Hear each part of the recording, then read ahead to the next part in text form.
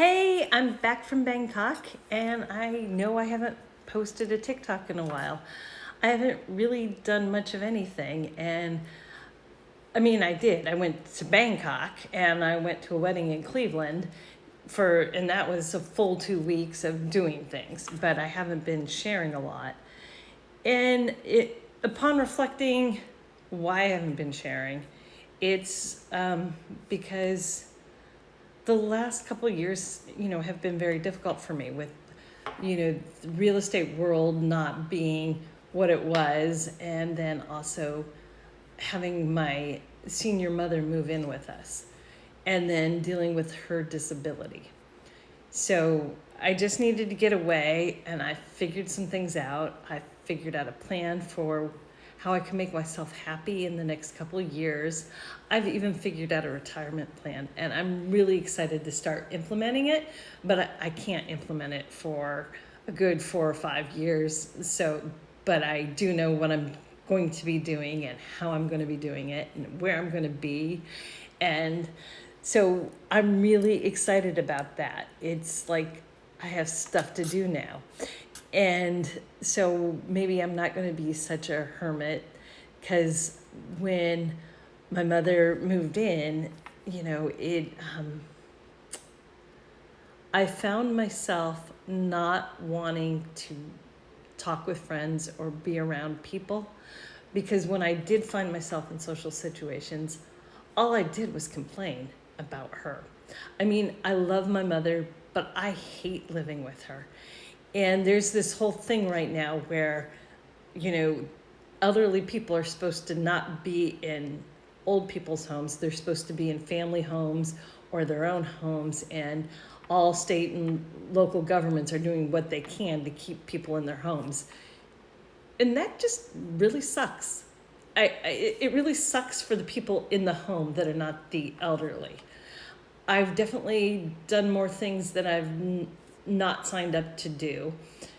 And I love my mother, but there are some things that I could have lived my whole life not knowing about her.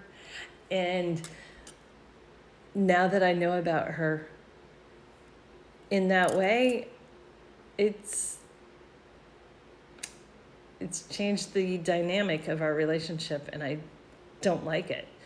And so, that is why I stopped hanging out with people and stopped going to parties, because I just didn't want to complain. Living with a senior citizen is a very challenging thing. I'm going to start, I think, making a YouTube channel on how to keep your sanity while living with your senior parent, because there is not any place to go that is an organized set of resources for people. You get online and it's like, hey, sign up for our newsletter. And then it's just like, help your parents with their finances, or, this is how you do that. But it's not real practical stuff. Like, I bet you didn't know this. If your parent didn't save or have a long-term plan for when they become disabled, they're pretty much SOL. And that's kind of what my mother didn't do. And she's disabled. She denies that she's disabled, but she's disabled. I mean, her doctors consider her disabled. Social Security considers her disabled. Everyone that looks at her considers her disabled. She is the only person that does not consider herself disabled. And so she just will go and make the same mistake over and over and over again.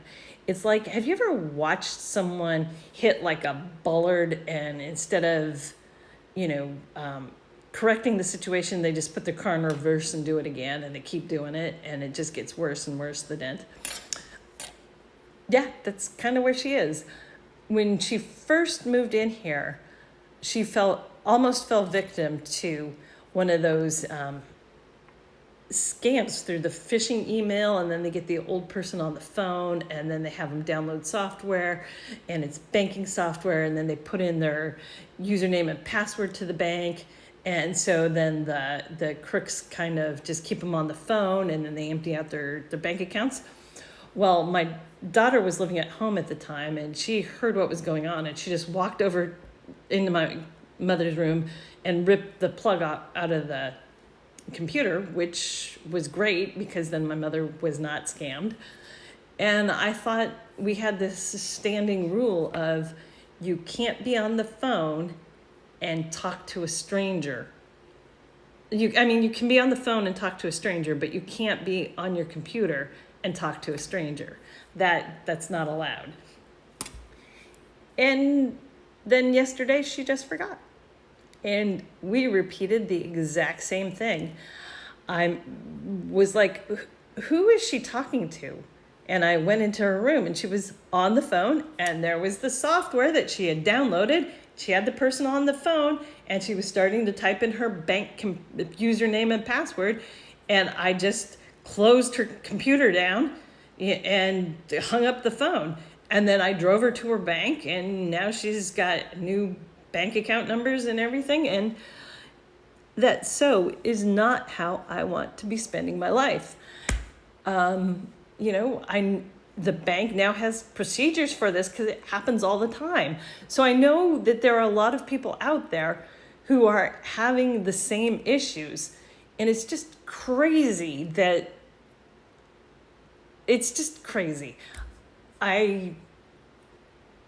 So if I can help impart any knowledge to anyone that is helpful, I'm going to try to do that. So if you're Gen X and you have a senior parent in your house, maybe check out my YouTube channel. And I haven't quite started it yet. I'm going to be starting a YouTube channel about how Gen X can keep their sanity while living with the boomer. Okay, so thank you all. I love you, and I hope you have a wonderful day.